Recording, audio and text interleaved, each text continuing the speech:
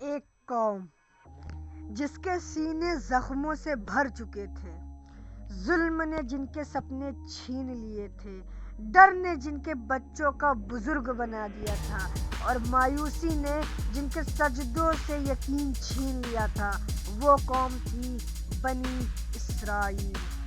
یہ وہ قوم تھی جو کبھی اللہ کے پیارے بندوں کی قوم تھی، مگر اب گناہوں نے حد پار کی۔ ہم کمزور ہو چکے ہیں، ہم پر رحمت فرما، ہمیں کوئی رہنما عطا فرما جو ہمیں آزاد کروائے۔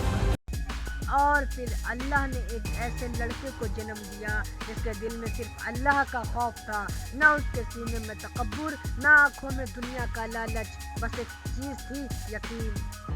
نہ اس کے پاس زرہ تھی، نہ تلوار اور نہ لشکر، بس ایک چھوٹا سا ہاتھ اور ایک بڑا یقین۔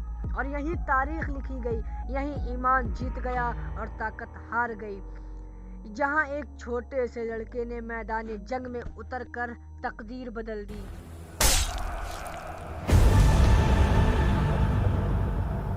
یہ صرف ایک جنگ نہیں، یہ اللہ کے فیصلے کا واقعہ ہے، جہاں ایک چھوٹے سے لڑکے نے میدان جنگ کی تقدیر بدل دی۔ یہ اس وقت کی بات ہے جب بنی اسرائیل شام اور فلسطین کے علاقوں میں آباد تھے۔ کبھی یہ زمین انبیاء کے قدم چومتی تھی، مگر اب اسی زمین پر ظلم کا راز تھا۔ ظالم لوگ کہتے ان کے اور ظلموں کی ہنسی، اور یہ گمراہ ہو گئے، اب یہ سب ہمارے غلام ہیں۔ دشمن قبیلے ان کے شہروں پر حملے کرتے اور ان کے گھر جلا دیتے، ان کے لڑکے قتل کر دیتے اور ان کی عورتوں کو قید کر لیتے۔ یہ وہ قوم تھی جو کبھی اللہ کے پیارے بندوں کی قوم تھی، مگر جب گناہوں نے حد پار کی تو اللہ نے ان سے رحمت کا سایہ اٹھا لیا۔ دشمن ان پر حاوی ہو گئے، ان کے شہر چھین لیے گئے، ان کے بچے نے اللہ کی نافرمانی کی اور اب ہم اپنی ہی زمین پر غلام بن چکے ہیں۔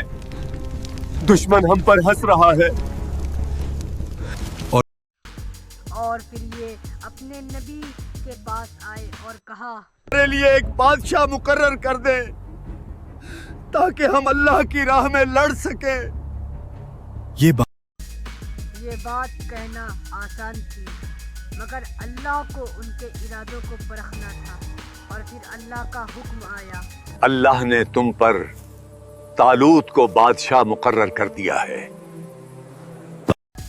اللہ نے ان کے لیے طالوت کو بادشاہ چنا، مگر قوم نے انکار کر دیا، کہنے لگے طالوت نہ دولت ہے نہ خاندانی شان، یہ بادشاہ کیسے ہو سکتا ہے؟ مگر اللہ نے انہیں جسم کی قوت اور عقل میں گہرائیاں دی تھی۔ طالوت کیسے بادشاہ بن سکتا ہے؟ نہ اس کے پاس مال ہے نہ خاندانی سلطنت۔ اور یہیں سے اللہ نے ایک اور قانون کو واضح کیا، اللہ بادشاہی جسے چاہے عطا کرتا ہے، اور اللہ وسیع العلم ہے۔ اور اللہ نے طالوت کو اس لیے چنا کیونکہ وہ ظلم کے خلاف کھڑے ہونے کا حوصلہ رکھتا تھا۔ وہ شہر شہر گئے، بکھری ہوئی قوم کو جوڑا اور انہیں یاد دلایا، عزت تلوار سے نہیں، اللہ کی ہماری طاقت ہماری وحدت میں ہے۔ مگر یہ صرف شروعات تھی، ابھی امتحان باقی تھا۔ کہیں دور اسی زمین پر ایک چرواہا اللہ کے لیے تیار ہو رہا تھا۔ حضرت داؤد علیہ السلام۔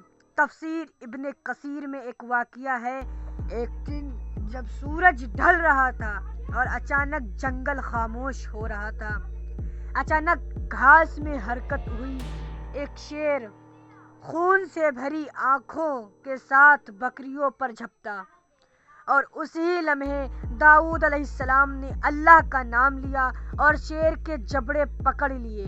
اللہ نے داؤد علیہ السلام کے ہاتھوں میں ایسی قوت دی تھی کہ شیر ان کے قابو میں آ گیا، نہ تلوار چلی نہ خون بہا، صرف اللہ کا حکم چلا، بکریاں محفوظ رہیں اور جنگل گواہ بن گیا۔